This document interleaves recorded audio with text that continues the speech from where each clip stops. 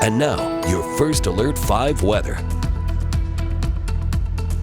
It was hot today. I think it's pretty safe to say that. For late February, we had multiple 80-degree temperatures. The Arkansas River definitely won for the warmest region in Colorado today. And as I mentioned at the beginning of the show, the 83 in Pueblo broke the daily and February high temperature record. In Colorado Springs, we broke the daily high temperature record, and Denver tied the high temperature record for today. And our warmest spots were Lamar, Springfield, 84 degrees. So highly unusual to see this warmth in late February. It is still winter, but it's feeling like spring. And that will continue tomorrow, so don't expect much change. Right now we're in the 50s and 60s. Tonight, incredibly mild. Will be about 20 degrees above average overnight, dropping to the 30s and 40s. And even many spots in our mountain valleys will stay above freezing. Then tomorrow afternoon, we warm right back up. We'll be to the 50s and 60s in the mountains. Another day with 70s in the plains. I do expect to see a couple of 80s as well. La Junta, I've got you to 79, but a few spots along the Arkansas River. 80 degrees is easily attainable. Another shot at breaking records tomorrow. Forecast high of 72 in the Springs would surpass a record, which is 71 tomorrow. Pueblo, my forecast of 77, would be just shy of the current record. That stands at 80. But as we saw today, it's easy to really boost that heat when we have downsloping wind. And we're going to be even windier tomorrow, perhaps not quite as dry, but still dry enough and certainly windy enough for more red flag warnings.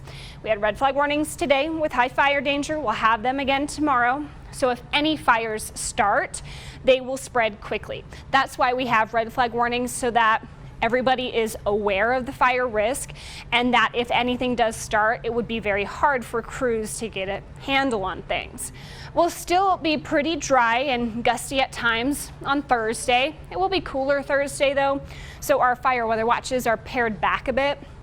But we could still have more red flag warnings on Thursday afternoon as well. So let's talk about the wind. Tonight we're gusting around 20 to 30 miles per hour. That will ease up a bit in the overnight hours, but then it picks back up tomorrow. Tomorrow is expected to be a little windier than today. Frequent gusts up and down I-25 in excess of 40 miles per hour. We'll also have frequent gusts in excess of 50 miles per hour in the mountains. In the eastern plains, more like 20 to 35 miles per hour. Thursday, not quite as windy, but still looking at 20, 30 mile per hour gusts, and that's enough for a red flag warning. So looking ahead, when do we get relief? Well, technically, we do have a cold front coming in Wednesday night that drops us to the low 60s, but we should be in the upper 40s this time of year, and we are going to stay warm as we head into the first day of March on Sunday.